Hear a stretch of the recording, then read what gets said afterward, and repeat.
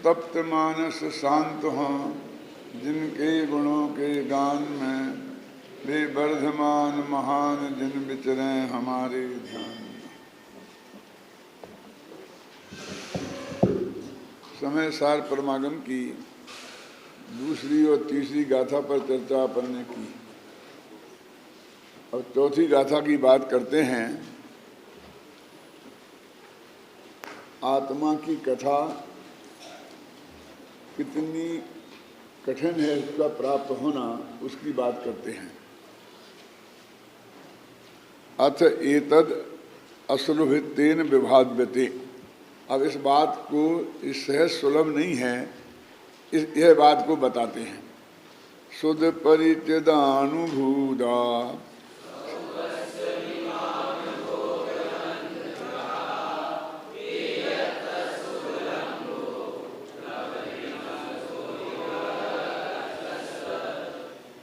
ये समय सार की सरलतम गाथाओं में से एक गाथा है, जिसमें विशेष तत्व ज्ञान का प्रतिपादन नहीं किया है।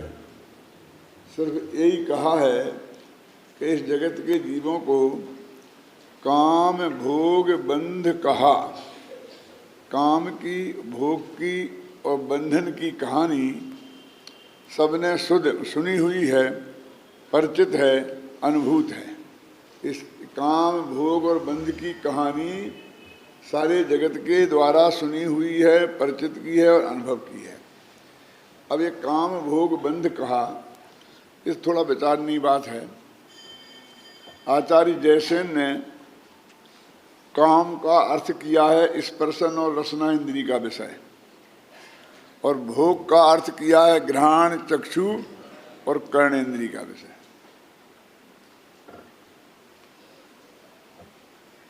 वैसे जगत के लोग काम और भोग को एक ही अर्थ समझते हैं और दोनों एक अर्थ में ही प्रयोग करते हैं दोनों का।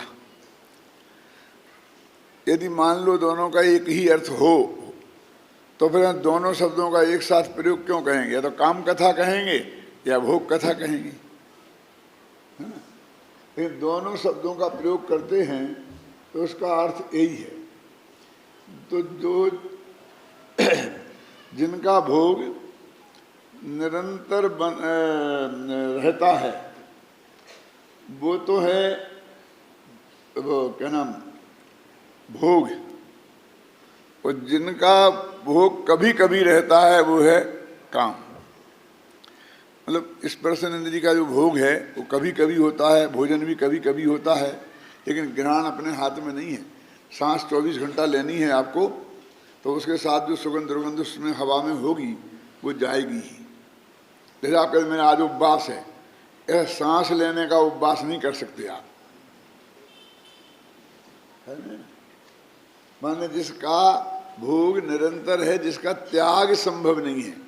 वैसे तो अपन कहें स्पर्शन इंद्री का ठंडा गर्म का भी यही है, लेकिन जिसे काम बोलते हैं स्पर्शन इंद्री का वैसा लोक में मैथुन संज्ञा, तो वो तो कभी कभी होती है, बच्चों में नहीं होती, बुढ़ों में नहीं होती, ब्रह्मचारियों में नहीं होती, और उसके बहुत भेद हैं। ख्याल में है ना? ऐसे ही रसना इंद्री का दिन में 2 दफे खाते हैं, कोई उपवास भी करता है, तो भी उसका भोग वो भी कभी कभी होता है। लेकिन ये नाक, आँख और कान ऐसे हैं कि इनका निरंतर चालू है। सांस लेना है, उसके बिना जिंदा नहीं रह सकते, इसलिए सांस लेंगे तो वो जो हवा है उसमें कोई ना कोई गंध अवश्य होगी, है ना? तो इसकी वजह से वो आपका भोग होगा उसका। और ऐसे ही कान खुले हैं, इनके ऊपर ढक्कन नहीं है। आँख को मैं जरा अलग करता हूँ, आँख पे ढक्कन है, दरवाजे हैं और किवाड़ हैं, अपन लगा सकते हैं। यदि आपको नहीं देखना है सामने बाहर कहीं ना, तो आंख बंद ऐसी करके बैठ सकते हैं। सामायिक में बैठ के जाते हैं कि नहीं बैठ जाते हैं? लेकिन कान के लिए क्या करें? ऐसे कान में कोई रीढ़ ठुमकने से भी आवाज़ बंद तो होती नहीं है। मैंने कानों को बंद करने के लिए हमारे पास कोई उपाय नहीं है, इसलिए उसका भोग निरंतर चालू रहेगा। आँख की भी बात ऐसी है वैसे कि जब हमें रास्ता चलना है, देखना है, मतलब यदि निरंतर उसे खोले रखना बहुत जरूरी है। तो इन तीन चीज़ों की जो उपभोक्ता है वो सामने निरंतर हुआ करता है, ऐसा उन्होंने भेद डाला। और दो, जैसे अपन दो का त्याग कर सकते हैं, जैसे हमने ब्रह्मचर्य व्रत ले लिया, तो ऐसे ही हम ये नहीं कर सकते हैं कि हमने सूंघने का त्याग किया। तब क्या कर सकते हैं हम कि जैसी भी गंध आए बस उसमें राग द्वेष नहीं करें। ख्याल में है ना? अभय जी ने इतने दिनों में जो पढ़ाया है मोक्ष मार्ग प्रकाशक में, तो उसमें एक वाक्य है, आया ही होगा बीच में। मैंने जब शोध प्रबंध लिखा था तो उसमें कोटेशन में अलग से डाला था उसको, कि जैसे सिद्धांत से वीतरागता हो, जैसे ज्ञान से वीतरागता हो और जैसे आचरण से वीतरागता हो, वो वास्तव में धर्म है। अब जो यानी वीतरागता को ज्ञान और श्रद्धान में भी उन्होंने डाला, वो तो करने की चीज है। ज्ञान श्रद्धान हो गया और राग नहीं टूटा, तो वो कहते ऐसा नहीं, और उसको बहुत मजबूती से सिद्ध किया। जो सुपर प्रकाशक वाले पॉइंट में बहुत असर पड़ता है, क्योंकि हम जो पर को बंध का कारण मानते हैं, उन्होंने सिद्ध किया कि उसमें जो राग है वो बंध का कारण है, वो जानना है, वो बंध का कारण नहीं है। बहुत तर्क युक्तियों से आपको समझाया, मैं विस्तार में नहीं जाना चाहता हूँ, लेकिन मैं एक बात एक कहता हूँ कि रागी जीवों को पर के जानने से जो बंध होता है, समझ लीजिए, तो वो भी पर को जानने से नहीं हुआ, उस राग के कारण हुआ। उनको तो हुआ, एक रास्ता तो मिला ना, क्यों?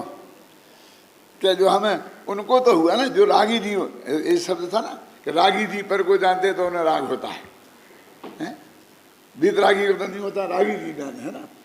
अब इसमें कहते थे श्री अरविंद भगवान तो वीतरागी हैं, इसलिए वे तो खूब जाने हैं, दिक्कत नहीं है, लेकिन अपन जानेंगे तो अपन को दिक्कत है, इस तरह जानने का अपन निषेध करते हैं।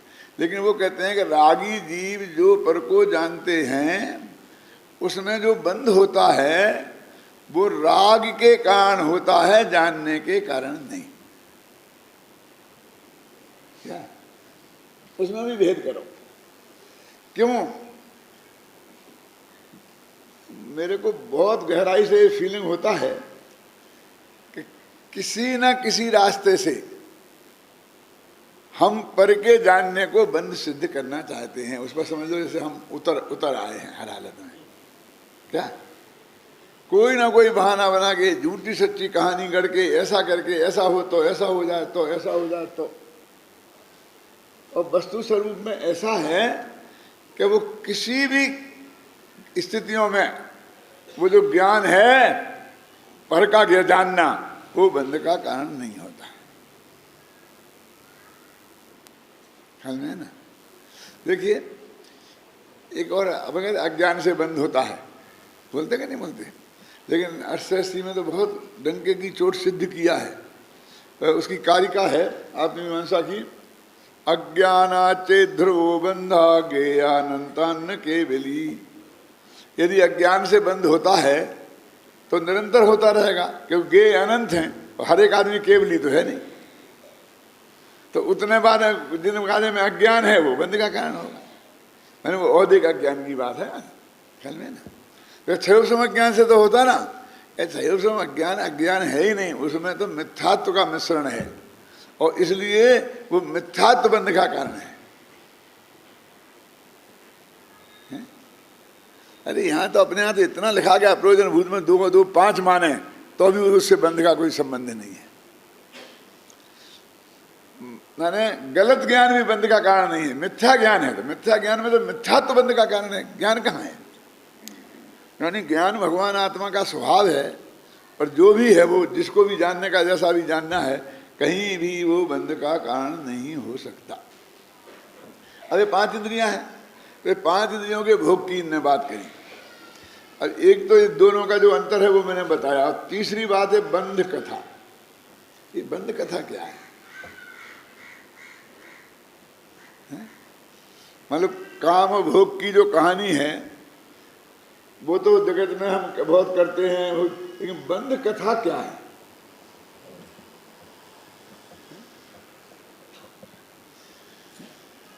जो मैंने निकाल के रखा है, आप निकालो पेज नंबर 398, 400 में 2 कम।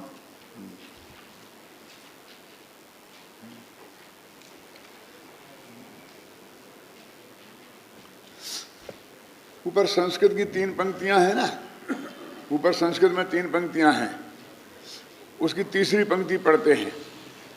एतेन कर्म बंध प्रपंच रचना परिज्ञान मात्र संतुष्टा उत्थाप्यन्ते। क्या अर्थ है? कि इससे कर्म के बंध है, कर्म का बंध होता है ना, उसका प्रपंच, प्रपंच समझते हैं, विस्तार। एक बात का भाई कब बंद होता है, कब उदय आता है, कब बंद क्षति होती है, कब अनुदय होता है, सब जो भी समझो पूरा कर्म का शास्त्र का जो पूरा वर्णन है वो प्रपंच, उसको प्रपंच शब्द का प्रयोग किया। वैसे प्रपंच शब्द का अर्थ विस्तार होता है, लेकिन धीरे धीरे शब्द बदनाम भी तो हो गया है।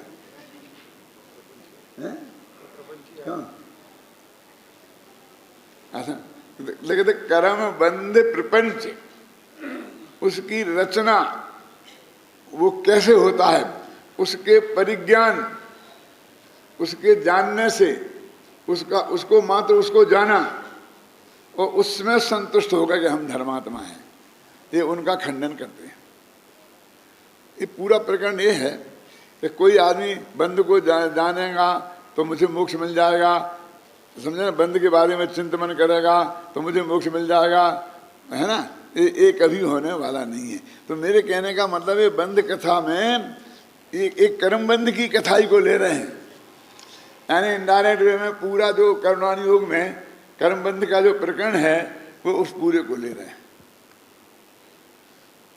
हम बहुत रास्ता निकालते हैं, बचाते हैं, अपेक्षा के उसके टोडरमल जी साहब ने भी करुणानि योग का बहुत बचाव किया है, और जो बचाव किया है वो गलत किया है ये मैं नहीं कहना चाहता हूँ, लेकिन वो इतना जरूर कहना चाहते हैं कि यहाँ जो बंध कथा में कोई और बंध की बात नहीं है ना, क्या वो उसी बंध की बात है, और उसमें इतना है बंध कथा मात्र से संतुष्ट हैं। अब उसके बाद में आत्मा का अबंध स्वभाव की भी बात करें, और आत्मा कभी कर्मों से बंधा ही नहीं है वो भी बात करें, है ना, तो उसकी बात नहीं है। लेकिन बस वही बंधन की कथा में समझते रहें, उसमें ही सारा दिमाग उपयोग में लगाते रहें।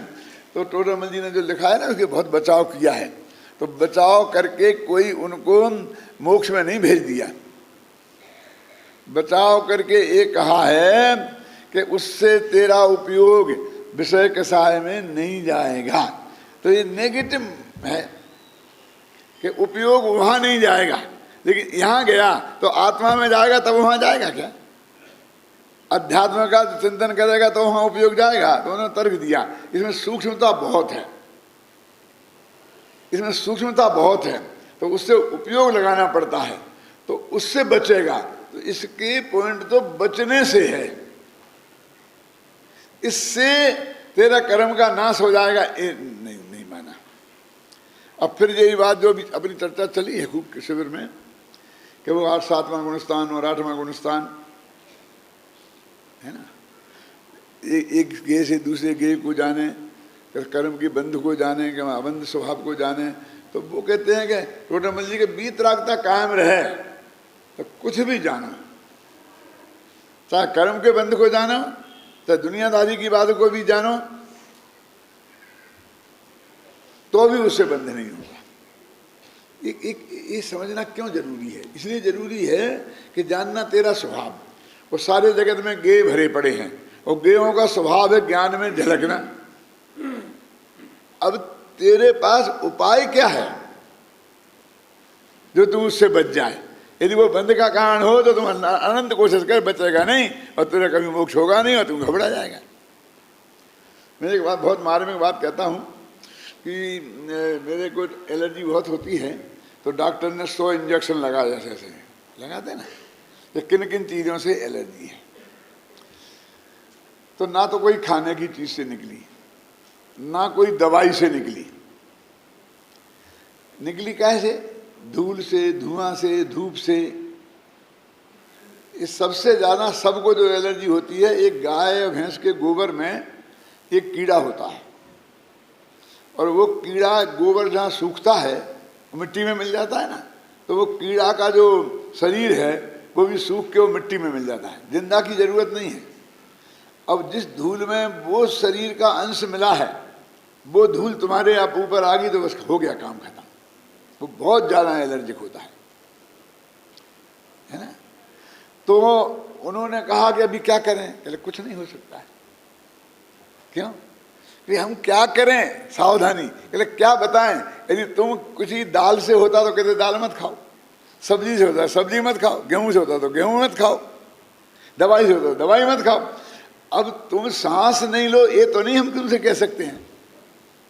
और ये हवा में जो जीवाणु कटाए आ गए, समझ गए ना, और वे आपके अंदर जाते हैं और उससे एलर्जी होती है। हम क्या कहें, हम क्या बताएं आपको?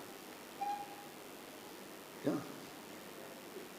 यानी आपके हाथ में नहीं है, मेरे कहने का अर्थ है। तो अब क्या करोगे? अब तो भोग नहीं पड़ेगा। तो आप पर के जानने से बंद मानोगे तो पर को नहीं जानना आपके हाथ में नहीं है।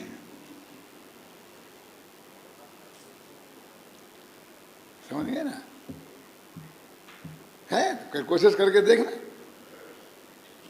और तुम समझोगे कि जानने से बंद होता, इसलिए मुझे को जानना नहीं चाहिए पर को। अब तुम पूरी कोशिश करोगे तो वो ऐसा है कि पहाड़ को खोदने की कोशिश करे, पहाड़ तो टूटने वाला तो है नहीं, वज्र का बना हुआ है, ख्याल में है ना आपकी में। तो इसलिए ये बात समझना बहुत जरूरी है बारीकी से कि भाई जो वो बंद हुआ वो तो राग के कारण हुआ। अब देखिए ये बंद की ये भी पर को जानना है, लेकिन फिर भी उससे बंध तुम्हें नहीं होता है, लेकिन उससे मोक्ष भी नहीं होता है।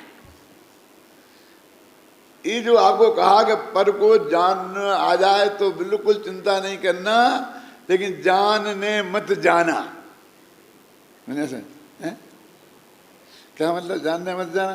कि वो तुम्हें जो दूसरे को जानने गए सदमस्त केवल ज्ञान का, तो वो अपने आप जानने नहीं जाते, वो तो उनके ज्ञान में झलकता है, ख्याल में।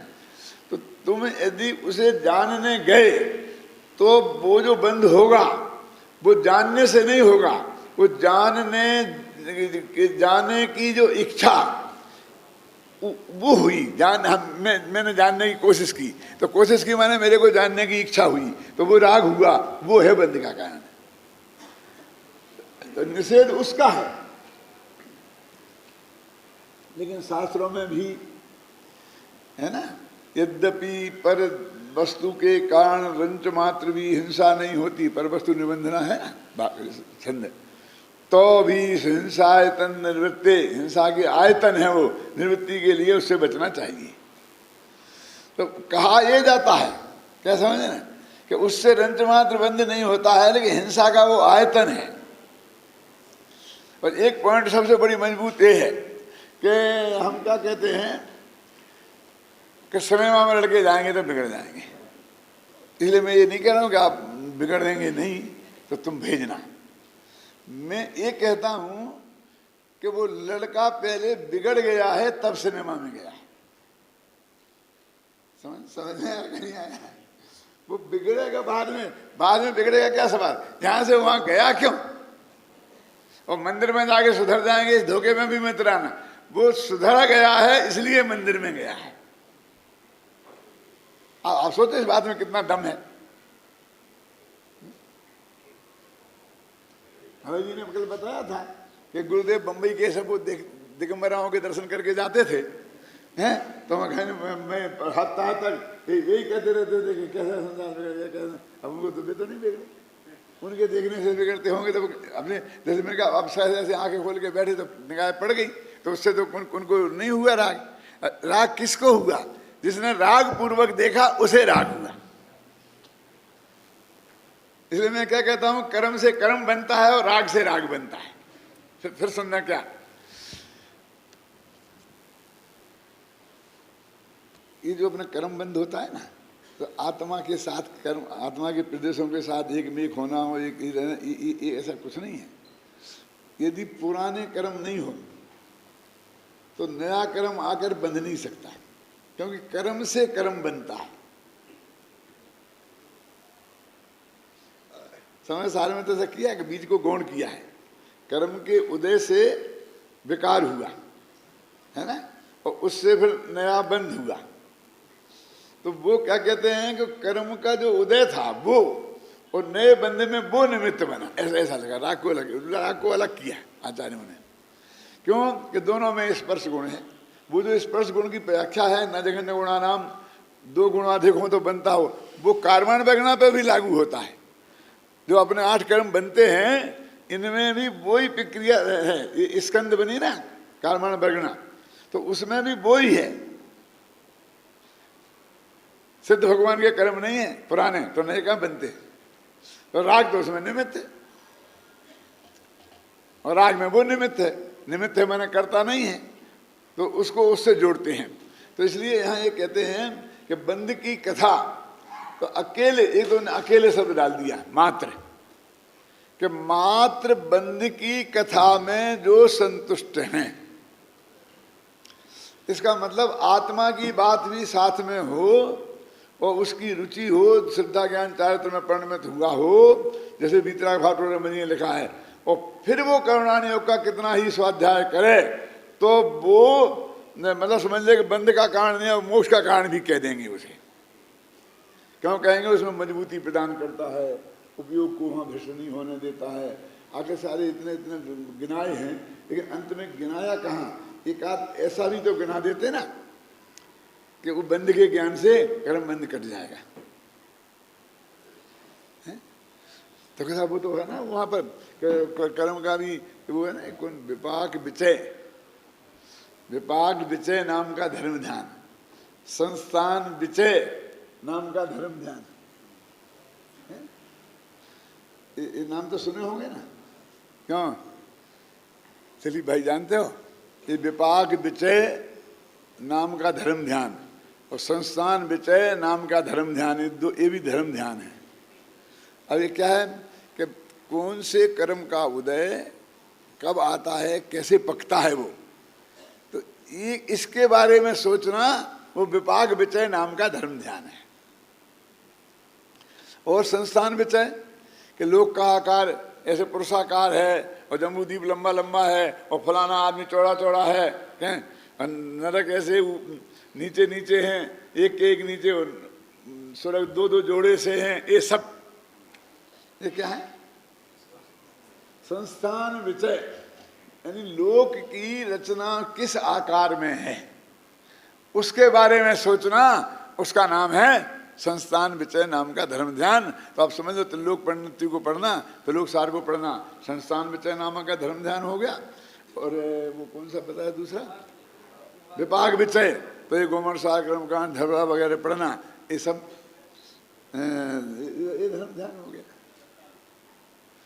और यहाँ ये लिख रहे हैं तो ये उनमें विरोध नहीं है। वो ये कहते हैं कि यदि तुम्हारी वीतरागता कायम है, मुनिराज है ना, और बे विपाक विचय संस्थान विचय करेंगे तो उन्हें बंद नहीं होगा और तुम्हें बंद होगा।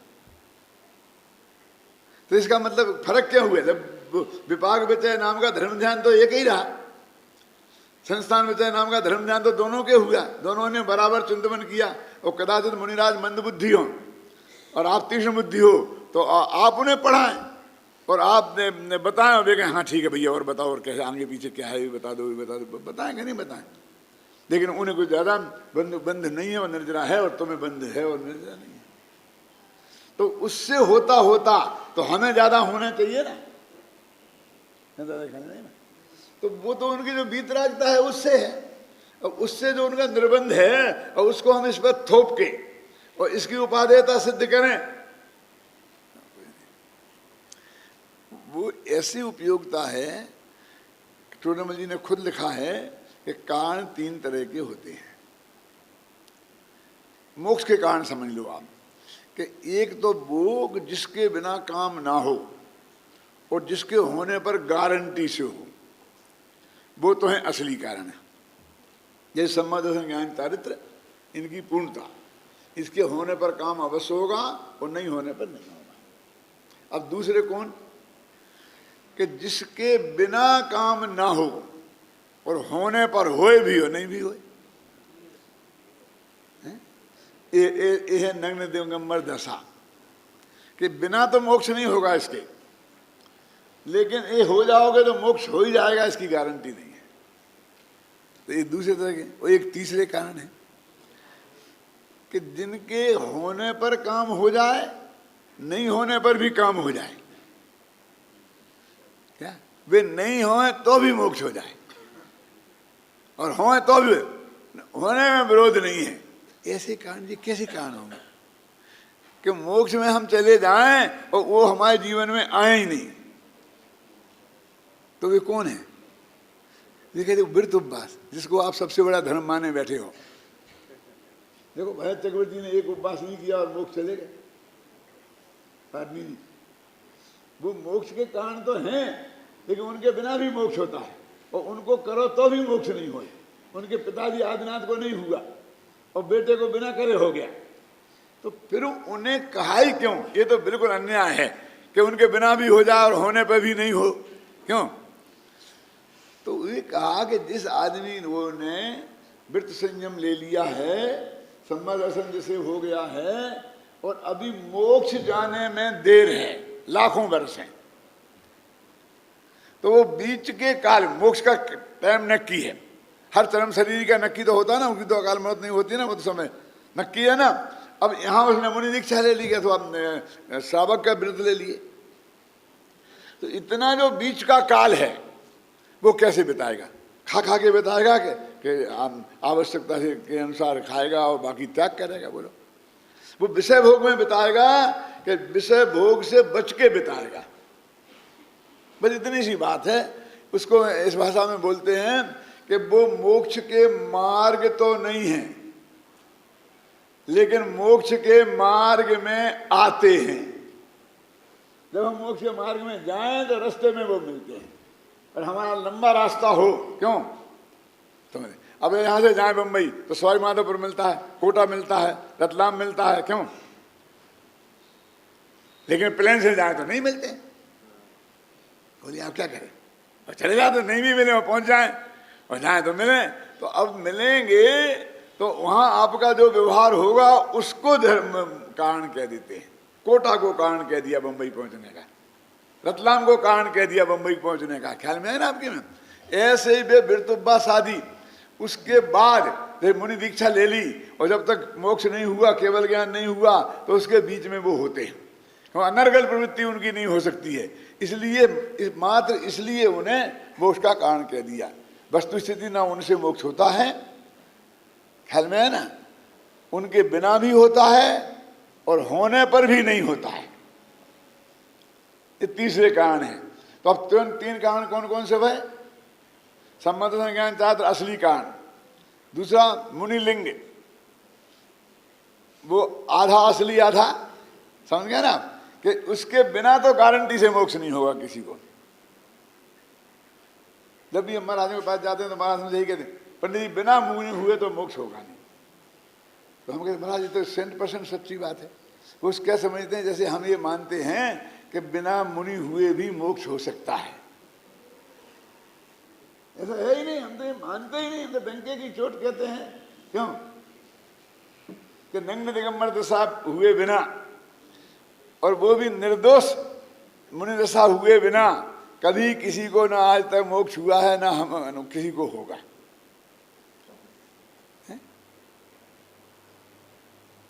तो नहीं होगा कि हाँ मानते हो तो लेते क्यों? अरे लेते क्यों? फिर ये भी कहते हो मोक्ष क्यों नहीं जाते हो? हम तो जाने को तैयार ही बैठे, लेकिन वो उसकी पात्रता पके वो होवे। आप समझे ना? आपके ये जो आपने 2 कमरे का मकान ले रखा, इतनी इतनी गंदगी जगह में, एक बढ़िया बंगला जिसमें 10 बेडरूम हो और खुली आब हवा हो, वो क्यों नहीं लेते? बोलो आदमी जी, काय को बापू नगर में हो, बढ़िया बंगला बनाओ कहीं, बहुत अच्छा। कि हम भी चाहते हैं, लेकिन ठंडा हो चाहिए ना, कौन नहीं चाहता? बोलिए।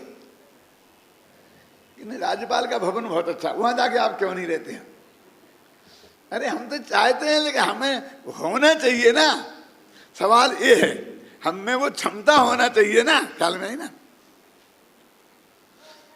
जब क्षमता की बात आती है तो ये आती है कि सब संगठन खराब है।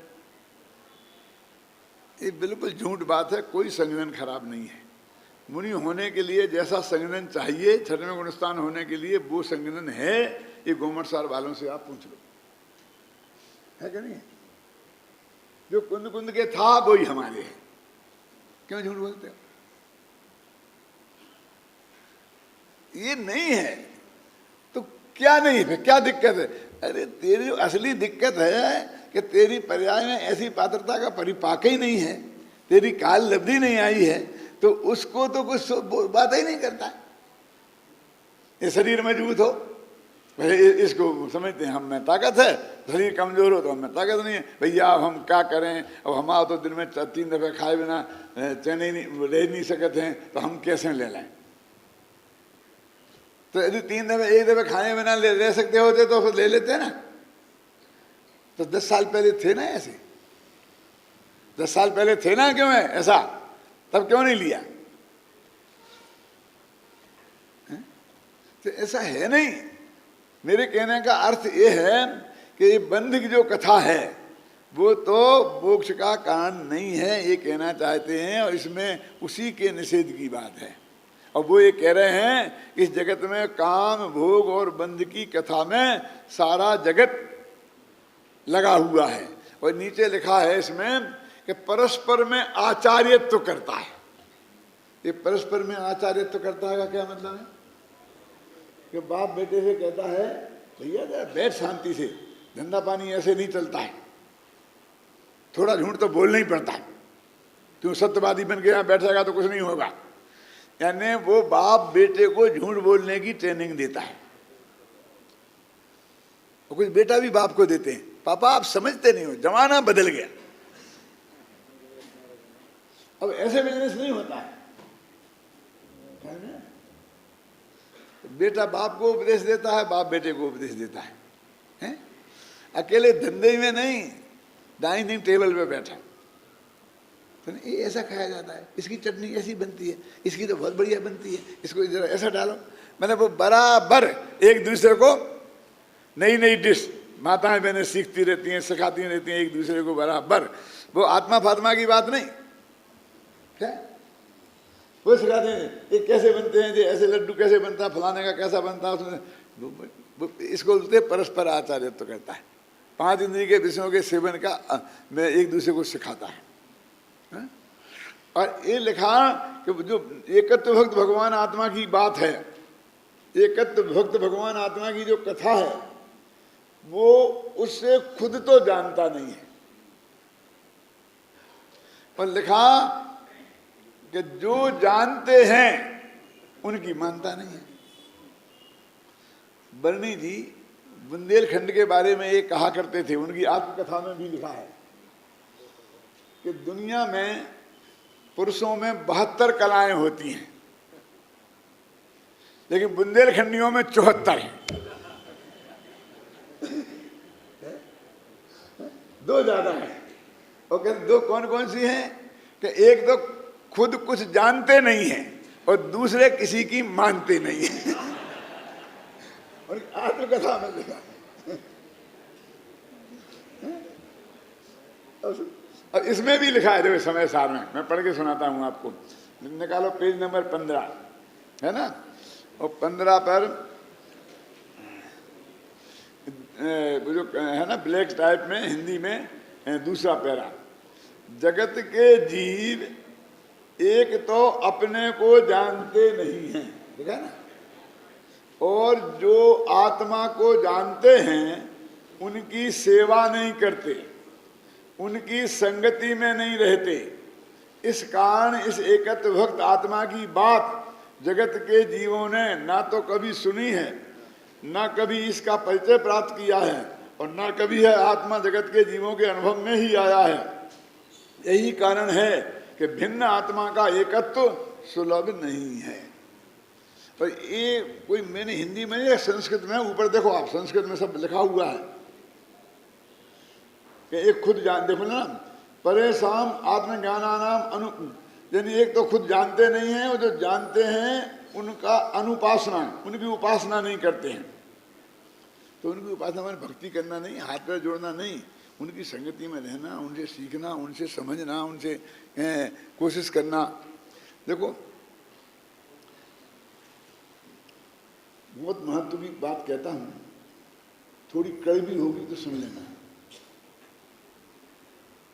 हम सब की प्रवृत्ति है भगवान जी ऐसी है कि जैसे कि अपन ने जैन तत्व ज्ञान प्राप्त किया, तो अब दो पॉइंट में अलग अलग कहना चाहता हूँ।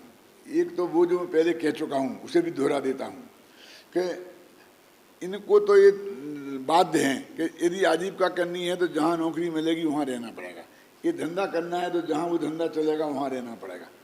जो गृहस्थ है ना उसकी कई बाध्यताएं हैं, तो वो ये नहीं चुन सकता है कि जयपुर में टोडामल स्मारक भवन में यदि सत्समागम है तो मैं यहीं पास में रह जाऊँ। जहाँ तबादला होगा वहाँ जाना पड़ेगा, जहाँ बिजनेस होगा वहाँ जाना पड़ेगा। समझ में आई ना आपकी? वो इसके लिए मतलब उसको आज़ादी नहीं है। वो काम क्या करना, कि काम की भी आज़ादी नहीं है, जो मिलेगा वो करना। क्यों? जिसमें दो पैसा मिलेंगे वो धंधा करना। हम तो कहते हम तो समय सार का धंधा करेंगे, मैंने किताब छपाएंगे बेचेंगे, लेकिन दो पैसे नहीं मिलेंगे तो एक कपड़ा का बेचना पड़ेगा। क्यों? हम तो खादी का करना चाहते हैं लेकिन उसमें कोई कमाई नहीं होगी, आजीविका नहीं चलेगी, तो क्या है टेरिकॉट भी बेचना पड़ेगा। पहनेंगे खादी और बेचेंगे टेरिकॉट। होता क्या नहीं होता? यानी हम ना तो बिजनेस चुनने के लिए स्वतंत्र हैं और ना स्थान चुनने के लिए स्वतंत्र हैं। अब उन संयोगों में हमें जितना धर्म का समागम मिल जाएगा, लिखा ना उनकी संगति नहीं करते, हम उसमें करेंगे, करना चाहिए हर एक को। अब जिनने ब्रह्मचर्य व्रत ले लिया है, घर छोड़ दिया है, धंधे पानी का विकल्प छोड़ दिया है, ख्याल में आई ना? अब वे कोई स्थान चुनते हैं कि मुझे यहाँ रहना है, तो उन्हें कैसा चुनना चाहिए? हम तो कह सकते हैं कि हमारे हाथ में चुनना नहीं था इसलिए हमने यहाँ रह रहे, लेकिन वे तो नहीं कह सकते हैं क्योंकि वे तो बिल्कुल फ्री हैं। वे जहाँ चाहें वहाँ रह सकते हैं ना। तो उनने जो जगह चुनी है वो उनकी रुचि की दूर तक है। तो भैया तुमने बंबई क्यों चुना? फिर इस नरक में तुम काय को आए? ये धंधे वाले व्यापारियों को तो नरक में रहना पड़ता है, लेकिन तुम इतनी गंदी जगह पे, ऐसी जगह पे तुम क्यों आए? रेल में बैठ नहीं सकते, धक्का खाओ, तुम शांति से एक जगह क्यों नहीं रहते हो? बोलो दिलीप भाई। तुमने यदि बंबई चुनी है तो तुमने अपनी रुचि से चुनी है, हमने चुनी है वो बाध्यता में चुनी है। हो सकता है वो हमारी रुचि का द्योतक नहीं है, लेकिन तुम्हारा तो रुचि का द्योतक है। और जो धंधा चुना है, रोजीना अदालत में खड़े रहना, सेवा करना, सेवा करना, तो सेवा करो ना।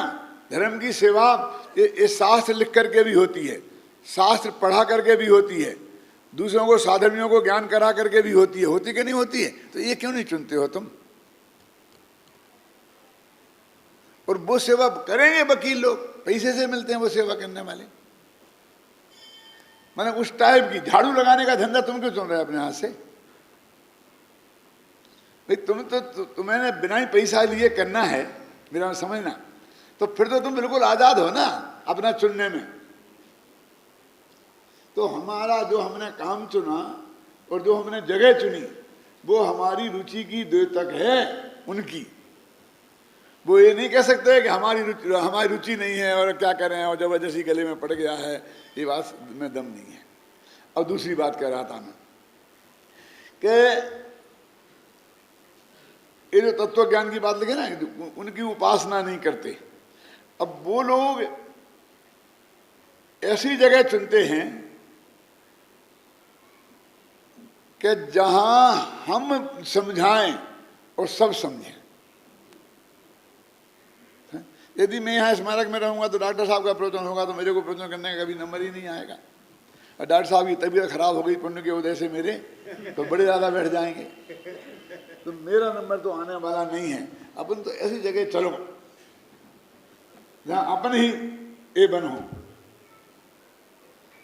तो उसने चुनाव समझने के पॉइंट ऑफ व्यू से नहीं किया, समझाने के पॉइंट ऑफ व्यू से किया। यदि कोई आजीविका है और कोई बाध्यता है तो वो तो अलग बात है, ख्याल में ही ना आपकी में। चलो वो भी अच्छा है, क्योंकि वो समझाएगा तो भी बहुत समझेगा, क्योंकि जितना हम स्वाध्याय में नहीं हमें ज्ञान होता, जितना हम जब पढ़ाते हैं प्रवचन करते हैं तो उसमें हमें बहुत ज्ञान होता है, आप अनुभव करते हो।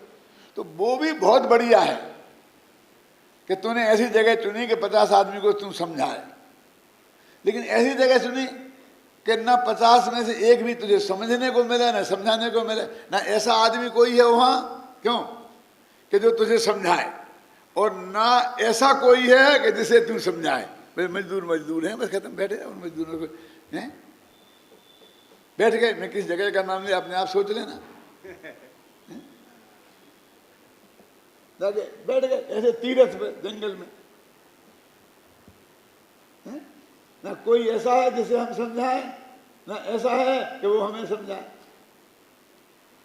और हुए तो ऐसा समझाने को मिले कैसा कि हाँ तुम ऐसा कर ले कि भगवान महावीर बहुत देते हैं, बाल बच्चे देते हैं, पत्नी देते हैं, भूत भगाते हैं, अब हर एक को यही समझाएं, चढ़ जा बेटा सूली पे भला करे भगवान। क्या माने वो गीत में थक गए, गड्ढे में पट गए, खुद जानते हैं कि ऐसा कुछ नहीं है, लेकिन फिर भी समझाएं तो ऐसा समझाएं, ऐसा स्थान जहाँ वही वातावरण निरंतर है, और कहने को तो हम धर्म कर रहे कि ऐसी जगह चुने हर एक को, भैया आओ ऐसा अच्छा ये हमारे यहाँ ये योजना है, ये योजना है, इसमें 10,000 दे सकते हो, इसमें 25,000, हर एक को ये योजना बताता फिर।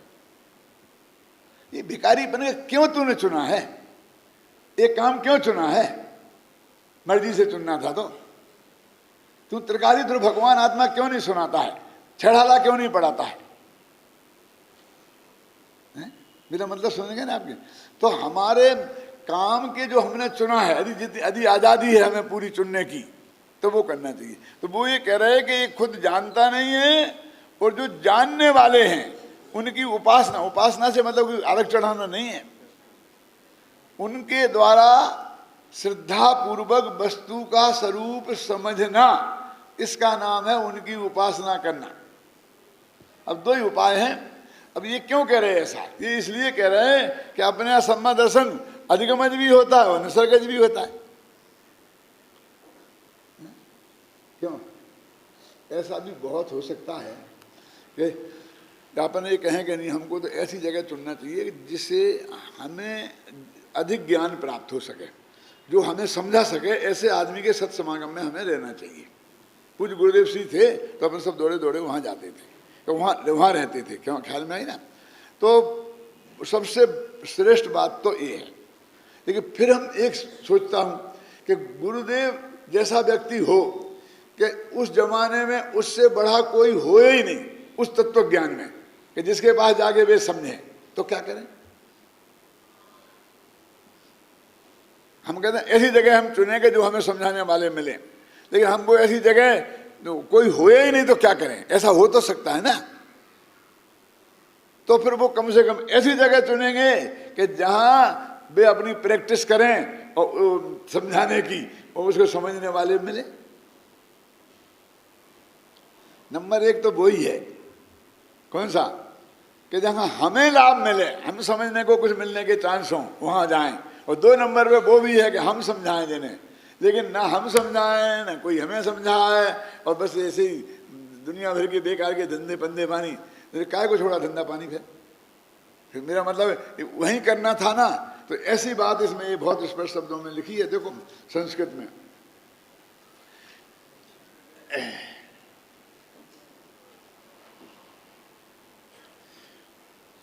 उनकी उपासना कर। उपासना का अर्थ अर्घ चढ़ा मतलब नहीं है, अर्घ चढ़ाना भी हो सकता है। क्यों अभय कुमार जी, क्यों हो सकता है? कि वो कुंद कुंदाचार्य जैसे नग्न दिगंबर संत हों और हम उनके शरण में जाके रहने लग गए आत्मा के कल्याण की बात सुनने के लिए, तो हम उन्हें अर्घ भी चढ़ाएंगे, आप समझे ना, उन्हें आहार भी देंगे, यानी जो भी होगा हम उस पात्रता के अनुसार करेंगे। और कोई ज्ञानी गृहस्थ मिला तो उन्हें हम अर्घ नहीं चढ़ाएंगे, तो भी मीठे वचन बोलेंगे, प्रणाम करेंगे, नमस्कार। मेरा मतलब जिसको जो योग्य है उसकी विनय करना, इसका नाम है उनकी उपासना करना। और वो इसलिए भी जरूरी है कि किसी भी आदमी की छाती पर बंदूक रख करके उससे कुछ सीखा नहीं जा सकता। तत्व तो गारंटी से नहीं सीखा जा सकता। तिजोरी की चाबी तो खुलवाई जा सकती है, खुलवा करके निकलवा, सारा माल निकलवाया जा सकता है, क्यों? बंदूक रख के छाती पर। लेकिन हमारी आगे बंदूक छाती पर रख देवे और कहे तुम हमें समझाओ, तो क्या है कि हम क्या समझाएंगे? जो समझ रहे वही भूल जाएंगे। ये डाकू लोग आते हैं, डॉक्टरों को पकड़ ले जाते हैं, ये ऑपरेशन करके एक गोली निकाल और बंदूक तान के रखते हैं। तूने गड़बड़ की, नहीं किया तो अब भी हाल गोली से तुझे उड़ा दूंगा। क्यों? अब निकालते ही होंगे वो, लेकिन तो भी ऐसी स्थिति में केस बिगड़ने के चांस ज्यादा नहीं है। हार्ट जैसी बारीक ऑपरेशन करे और बंदूक की गोली बगल में रखी हो, क्यों? तो केस बिगड़ने के चांस हैं कि नहीं? हाथ हिलने के चांस ज्यादा हैं कि नहीं है? तो ये काम तो ऐसे हैं कि आप अपने विनय से अपने उसके चित्त को प्रफुल्लित करके ही उससे कुछ समझ सकते हैं, उसका गला पकड़ के नहीं समझ सकते। ये मैंने बहुत सोचा है, ऐसी बात छोटी में समझना है इसको, क्योंकि मैं देखता हूँ बहुत से लोग वो गला पकड़ के समझना चाहते हैं। पहले तो मैं एक कहता हूँ, मैं बहुत स्पष्ट शब्दों में कहता हूँ कि भैया तू मुझे समझाने आया है कि समझने आया है? नहीं था, मुझे समझना है आपसे, तो तेरे जो टोन है वो समझने की नहीं है। अब रही बात कि मुझे समझना होगा तेरे से, मैं ये मानूंगा कि तेरे पास ऐसा कोई माल है कि जिसे मैं समझ सकता हूँ, मुझे समझना चाहिए, तो तुझे मेरे यहाँ नहीं आना पड़ेगा, मैं तेरे यहाँ आऊँगा और पूरी विनय और मर्यादा से तेरे से समझूंगा। अब तू मेरे यहाँ आया है तो तुझे समझना हो तो बोल, मैं तेरे से बात करता हूँ, नहीं तो मेरे बहुत काम है। माने यही पढ़ना है, लिखना है, और बहुत से क्या मतलब है? ये काम तो कुछ नहीं था, मैं गया तो डॉक्टर साहब किताब लेके बैठ गए। अब कुछ काम नहीं था, किताब लेके बैठना कोई काम नहीं है। क्यों? ये किताब लेके नहीं बैठा होता तो ये 7000 पेज में कैसे लिखता?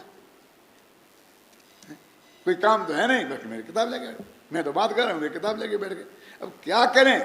तेरी बात ही ऐसी है, ख्याल में है ना, कि हमको ये लगता है कि समय खराब हो रहा है, तो अब तू नहीं समझता तो हम क्या करें? तू समझ जा के किताब लेके बैठ गए तो अपन चलो।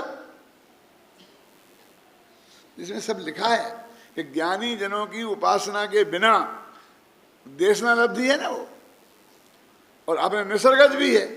तो दो ही बातें लिखी कि खुद जानता नहीं है और ज्ञानी जन समझाते हैं तो उन्हें मानता नहीं है, इसलिए अनादिकाल से यह भगवान आत्मा इसको उपलब्ध नहीं हुआ है। यदि ये प्रयत्न करे खुद जानने का और ज्ञानियों के समागम से उसे समझने की कोशिश करे, तो सैनी पंचेंद्रीय जीव, खासकर मनुष्य गति में प्राप्त अथवा जो अपनी बात सुन रहे वो लोग, उनमें एक भी ऐसा नहीं है कि वो इस बात को ना समझ सके। तो हमारी जब बहुत ऊंची ऊंची बातें हमारी समझ में नहीं आएंगी, बोलो हम क्या करें? हम तेरी माने कि भगवान की?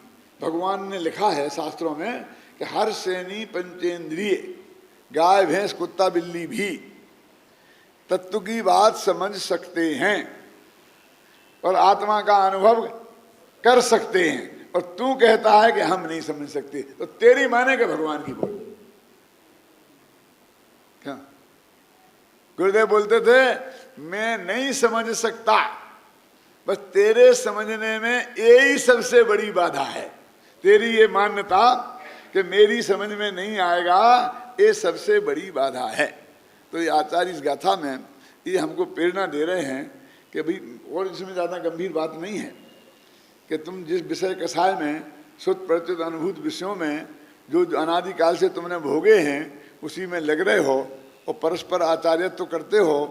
एक दफे आत्मा का कल्याण करना है तो ये धंधा छोड़ो, खुद स्वाध्याय करो, खुद आत्मा को समझने की कोशिश करो, और यदि नहीं समझ में आए तो ज्ञानियों के सत्समागम से उसको समझने की कोशिश करो, जहाँ जैसा उपलब्ध हो।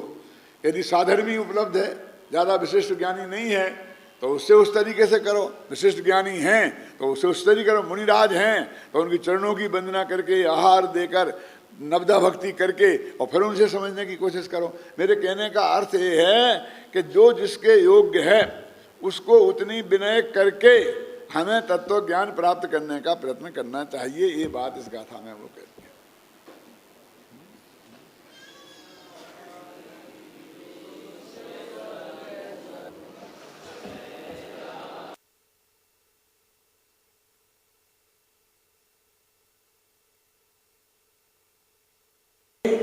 समय समय डॉक्टर साहब को लिखा हुआ डॉक्टर साहब टीका की आवाज़ सुनाने के लिए जो सुनाएंगे उनको भी लेना।